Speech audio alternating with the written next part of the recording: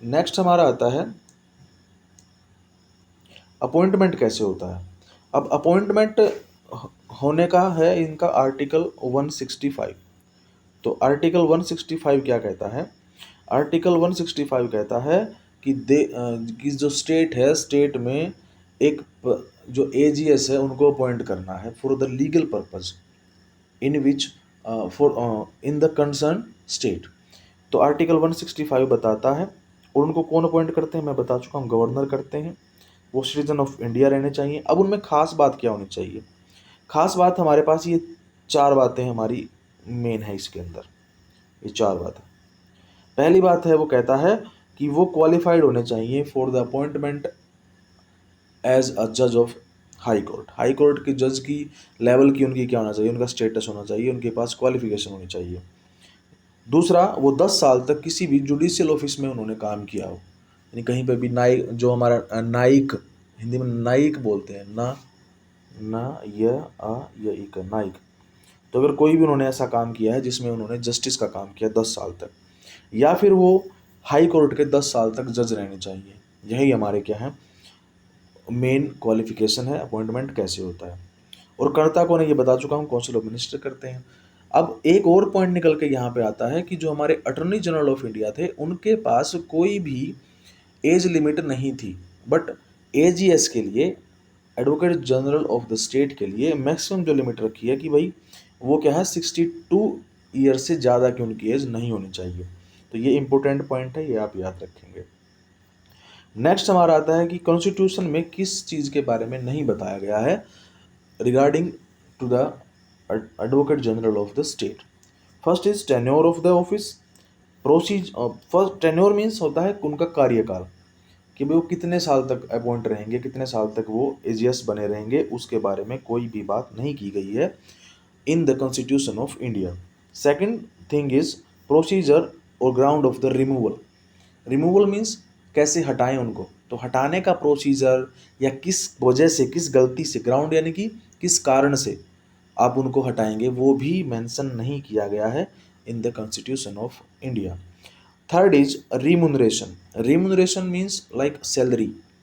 Salary के बारे में भी कुछ कुछ नहीं बताया गया है कि कितनी सैलरी उनको मिलेगी, बट ये सैलरी जो है it vary from state to state. Vary means अलग अलग, डिपेंड करना, कि भाई स्टेट टू स्टेट डिपेंड करता है कि एजीएस को कितनी सैलरी मिलेगी। ठीक है, तो यानी कि हर स्टेट का एक होता है अलग, तो वो अपने अकॉर्डिंग डिसाइड करते हैं कि कितनी सैलरी उनको मिलनी चाहिए। ठीक है, अब इसमें 3 पॉइंट निकल के आते हैं कि वो क्या नहीं है, क्या नहीं कर सकते, या उनके साथ क्या नहीं किया जा सकता। फर्स्ट है कि वो full time council of state नहीं है।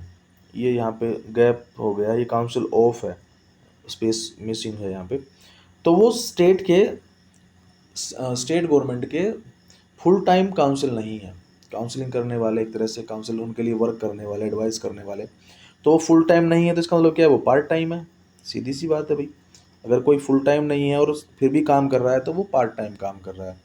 जैसे पार्ट टाइम का मतलब है कि जैसे स्टूडेंट है in the foreign state, you can see like in America, Canada, you can see most of the student work after the college universities. यानी कि अगर यानी कि वो क्या करते हैं कि वेटर का काम करते हैं या कोई और काम करते हैं। जब हमारा उनका वर्किंग आवर है, यानी कि पढ़ाई यूनिवर्सिटी से आने के बाद, छुट्टी के बाद वो क्या करते हैं, काम करते हैं ताकि उनको कुछ अर्निंग हो जाए। तो ये क्या है कि वो पार्ट टाइम काम करते हैं। मेन जो पर्पज़ है, main work is only the study, but the part time is to earn some money by doing other works later on. Okay, and second thing is not in the category of the government servant. Means वो government servant भी नहीं है, वो काम तो कर रहे हैं बट वो गवर्नमेंट सर्वेंट भी नहीं है, तो वो पार्ट टाइम काम कर रहे हैं। सिंपल सी बात है कि वो पार्ट टाइम अगर काम करते हैं तो वो गवर्नमेंट सर्वेंट नहीं है। सिंपल सी बात है। Not debarred from private legal practices. अगर वो कोई अपनी तरफ से कोई प्रैक्टिस करना चाहते हैं तो उनको सरकार क्या है, मना नहीं कर सकती। क्यों नहीं कर सकती? क्योंकि भाई पार्ट टाइम काम कर रहे हैं, वो फुल टाइम नहीं है, उनको भी सैलरी चाहिए, उनको भी अपना घर को अच्छे से चलाना है, फैमिली है उनकी भी। तो इसका मतलब क्या है कि सरकार उनको मना नहीं करती है कि आप प्रैक्टिस करिए, किसी का केस लड़िए, कोई दिक्कत नहीं है उनको। बट यहाँ पे एक एक्सेप्शन है, वो हम अभी नेक्स्ट स्लाइड में बताएंगे कि वो क्या नहीं कर सकते, इस बात के होते हुए भी कि उनको प्रैक्टिस करने से तो मना नहीं कर रहे हैं, बट वो ऐसा करने के बाद भी क्या नहीं कर सकते, चलिए बताते हैं। नेक्स्ट है रेजिग्नेशन। तो रेजिग्नेशन यानी कि इस्तीफा किसको देंगे? इस्तीफा भाई जो अपॉइंट करता है इस्तीफा तो उसी को देना पड़ता है, सिंपल सी बात है, एम्प्लॉयर को ही देते हैं। तो गवर्नर ने उनको अपॉइंट किया था तो गवर्नर को ही अपना इस्तीफा दे देते हैं।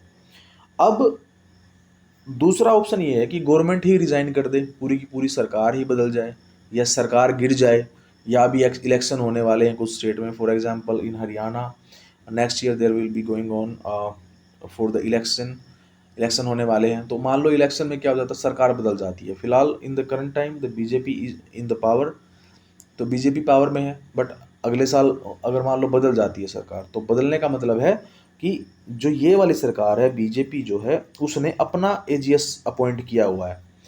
तो कोई भी सरकार उसको अपॉइंट करती है जो उनके लिए अच्छे से काम कर सके, है ना।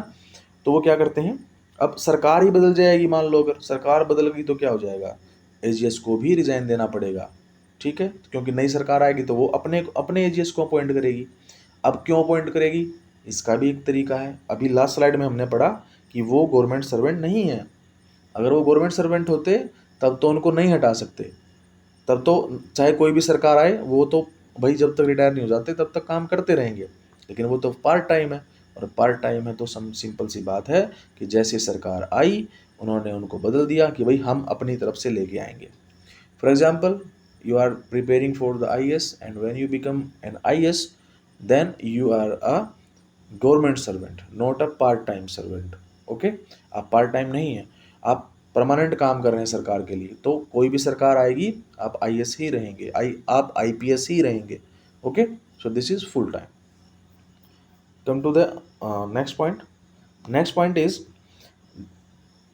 अब he is not a member of state legislature. देखो वो क्या है, वो स्टेट के वो विधानसभा में जा सकते हैं, स्टेट लेजिस्लेचर असेंबली में बैठ सकते हैं, जाके प्रोसीडिंग में सुन सकते हैं, वो हिस्सा भी ले सकते हैं, वो बोल भी सकते हैं, बट वो स्टेट लेजिस्लेचर के मेंबर नहीं हैं।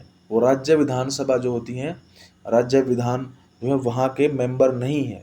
वो बोल जरूर सकते हैं, किसी भी प्रोसीडिंग में बैठ सकते हैं, बट वो उनके मेंबर नहीं हैं। अब मेंबर नहीं है तो मेंबर नहीं है तो इसका मतलब क्या है, वो वोट भी नहीं कर सकते, वो वोट भी नहीं करेंगे, उनका वोट वैलिड नहीं होगा।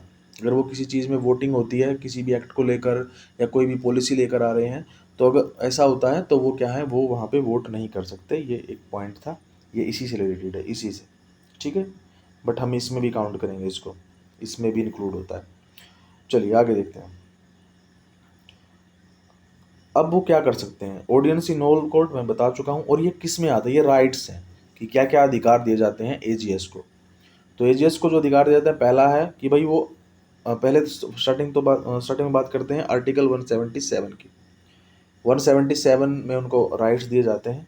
अब कौन कौन से हैं, ऑडियंस बन सकते हैं किसी भी कोर्ट में, बोल सकते हैं कहाँ पे, speak and take part in, कहाँ पे, कौन सी सुनवाई में, both the houses of the parliament में बोल सकते हैं जब वो स्टेट को रिप्रेजेंट करेंगे तब। दूसरा, जॉइंट सिटिंग होती है तब भी वो बैठ सकते हैं, या कोई भी कमेटी है जिसमें उनका नाम मेंशन किया गया है इन द पार्लियामेंट।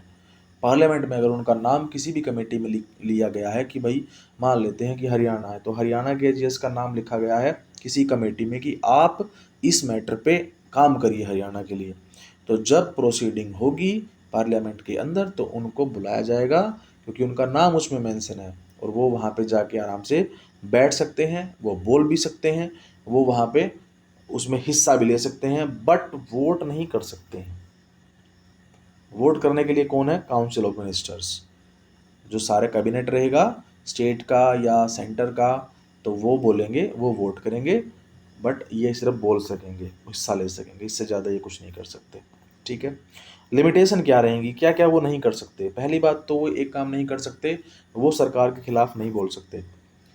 सरकार के खिलाफ क्यों नहीं बोल सकते, क्योंकि सरकार ने उनको अपॉइंट किया है अपने लिए, ना कि अपने खिलाफ, तो वो नहीं बोल सकते सरकार के खिलाफ जिसने उसको अपॉइंट किया है। हाँ, दूसरी सरकार के खिलाफ बोल सकते हैं, जैसे हरियाणा वाले हैं, तो जैसे मान लो दूसरे स्टेट के साथ कुछ डिस्प्यूट हो जाता है फॉर एग्जांपल, तो वो बोलेंगे उनके एजीएस आएंगे और अपने एजीएस आएंगे, है ना। तो मान लो दो दो स्टेट हैं, तो दो स्टेटों के दोनों के एजीएस आएंगे और वो आपस में बातचीत करेंगे। तो जो जिस स्टेट का एजीएस है वो अपने स्टेट को ही तो बताएगा कि हमारे ये फायदे हैं, आपकी वजह से हमारा ये नुकसान हो रहा है ना। तो इस तरह से क्या होता है, हमारा जो है मैटर चलता है, लीगल मैटर चलता है। सेकंड है advice of appear for the state government. पहले वाले ऑप्शन में बात थी कि भाई वो खुद अगेंस्ट नहीं बोलेंगे सरकार के, दूसरे में वो कह रहा है कि वो किसी को एडवाइस भी नहीं करेंगे, वो किसी को ऐसा भी नहीं बोलेंगे भाई दूसरा जो है, कोई वकील है या कोई भी है, एडवोकेट है, उसका वो केस लड़ रहा है सरकार के खिलाफ, तो ऐसा नहीं है कि एजीएस जाएंगे और उसको जाके बोलेंगे आप इस तरह से काम करिए, तब क्या है सरकार हार जाएगी या सरकार का नुकसान होगा या आप जीत जाएंगे, कुछ भी कह सकते हैं in any way. Okay, third है हमारा, अब मैंने अभी आपको एक बात बताई थी यहाँ पे थोड़ी देर पहले, ये वाली नोट डिबार्ड वाली। तो इसमें मैंने बताया था कि डिबार्ड का मतलब क्या था, ये वाला note debarred from private legal practices. अब मैंने बोला था कि प्राइवेट लीगल प्रैक्टिस कर सकते हैं बट कब नहीं कर सकते, अब वो उस पॉइंट पे आते हैं, वो पॉइंट अभी यहाँ पे आएगा। ये देखिए यहाँ पे, ये पॉइंट यहाँ पे है, he can not defend accused person in criminal prosecution. यानी कि अगर किसी ने क्राइम किया है और वो आरोपी है तो वो उसको डिफेंड नहीं कर सकते। कौन नहीं कर सकते? एजीएस। कब तक नहीं कर सकते? Without the permission of state government. यानी कि जब तक स्टेट गवर्नमेंट परमिशन नहीं देगी किसी भी क्रिमिनल पर्सन के खिलाफ, उसको डिफेंड करना है। क्रिमिनल पर्सन है कोई भी, उसने क्राइम किया है, उसको क्या करना है? डिफेंड करना है, यानी कि उसके लिए लड़ना है। तो उसके लिए कभी भी क्या है, एजीएस केस नहीं लड़ेंगे जब तक कि सरकार परमिशन नहीं देती। और सरकार कौन सी? स्टेट गवर्नमेंट, क्योंकि वो काम किसके लिए कर रहे हैं? स्टेट गवर्नमेंट के लिए। नेक्स्ट है कि वो कहीं किसी भी संस्था के, किसी भी कंपनी के, कॉरपोरेशन के डायरेक्टर नहीं बन सकते, हेड नहीं बन सकते। अब कब नहीं बन सकते? उसके लिए भी एक प्रोसीजर है। वो तब नहीं बन सकते जब तक कि सरकार, स्टेट गवर्नमेंट परमिशन नहीं देती। तो इसके लिए भी उनको परमिशन लेनी पड़ेगी। अगर सरकार परमिशन दे देती है तो वेल एंड गुड, वो बन सकते हैं, no problem. But if the government is not given any permission then he or she never accept appointment as director in any company, corporation. Okay, कहीं पे भी वो अपॉइंट नहीं हो सकते, एक्सेप्ट नहीं कर सकते। नेक्स्ट हमारे इसमें 3 आर्टिकल हैं। अब 3 आर्टिकल जो हमारे मेन है वो हैं 165, 177 एंड 194। ठीक है, पहला है office of the advocate. Starting में ही हमने किया था कि जब हमारा जो है कोई भी स्टेट है उसके अंदर एक advocate general of the state रहेंगे। ये आर्टिकल 165 में दिया गया है। एंड कहाँ पे है आर्टिकल होते हैं कॉन्स्टिट्यूशन में। आर्टिकल 177 कहता है rights of advocate general of state with respect to state legislature and its proceeding. तो 177 कहता है कि जो advocate general of the state है वो स्टेट लेजिस्लेचर एंड उसकी प्रोसीडिंग में क्या कर सकते हैं? हिस्सा ले सकते हैं। वो हमने डिस्कस किया था, कहीं पे भी जाके वो बैठ सकते हैं, आराम से हिस्सा लेंगे, बोल भी सकते हैं, बट वोट नहीं कर सकते। 194 में उनको कुछ पावर दी गई हैं, privileges, immunity of advocate general, यानी कि स्पेशल उनको कुछ पावर दी गई हैं, कुछ स्पेशल राइट्स दिए गए हैं। और इम्यूनिटी का मतलब होता है जैसे हमारी बॉडी में इम्यूनिटी होती है डिजीज से लड़ने की, सेम टू सेम उनको भी कुछ डिजीज से लड़ने की क्या दी गई है?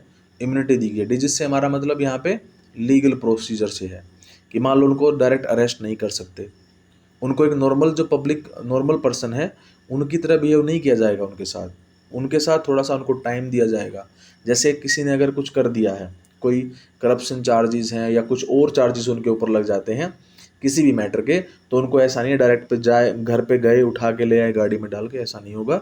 उनको कुछ टाइम दिया जाएगा ताकि वो सरेंडर कर सकें या कुछ और है, या अपना जो डेजिग्नेशन है, जो पद है जिस पे काम कर रहे हैं उसको छोड़ें, पहले रिज़ाइन करें, तब जाके उनके खिलाफ क्या होगी? कार्रवाई होगी। इस तरह से there are given some immunities to the AGS.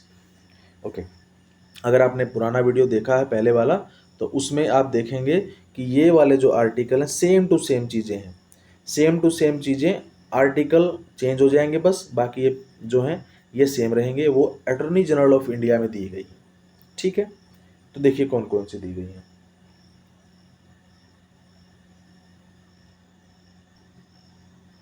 तो हमारा आर्टिकल जो 165, 177, 194 था, अटॉर्नी जनरल ऑफ इंडिया में क्या हो जाएगा, हमारे देश के एक अटॉर्नी जनरल ऑफ इंडिया होंगे, वो बताता है आर्टिकल 76। उनको कुछ स्पेशल राइट दिए गए हैं, वो बताता है आर्टिकल 88। और उनको कुछ पावर और प्रिविलेजेस दिए गए हैं, वो है 105। So all of these three articles are related to the attorney general of India. So I hope सबको ये पसंद आया होगा। हमारा जो टॉपिक है ये थोड़ा लेंथी है, बट अगर आप इसको अच्छे से करेंगे ना तो काफ़ी बेनिफिट होगा आपको। सुनिए ध्यान से चीज़ों को, ताकि आपको लिंक करना आ जाए चीज़ों को कैसे जोड़ते हैं। ठीक है दोस्तों, और अगर आपको चैनल पे वीडियो जो आ रही हैं वो पसंद आ रही हैं तो मेरे चैनल को सब्सक्राइब कर लीजिएगा, लाइक कमेंट करिएगा। अगर कुछ दिक्कत है, कुछ समझ में नहीं आया है, या कोई सजेशन आप देना चाहते हैं कि मैं क्या चेंजेस करूं, तो आप मुझे बता सकते हैं। मिलते हैं नेक्स्ट वीडियो में। Thank you, bye bye, take care.